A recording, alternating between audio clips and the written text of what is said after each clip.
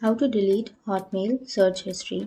So if you want to delete your Hotmail search history, then first of all you need to open up your browser, any browser that you're comfortable with, and then you can simply go for the search bar and search for Hotmail or Outlook or anything, and then make sure to log into your account.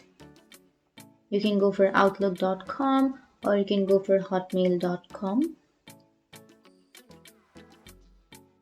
And after logging in, now here on the upper right side you will have the settings icon. Simply click on that settings, and then here on the left side you can go for the first option, which is general, and under general you can go for privacy and data, and under that here you will have your search history. So you can simply click on delete history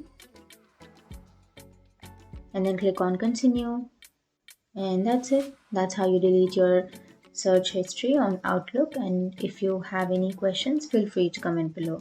Thanks for watching.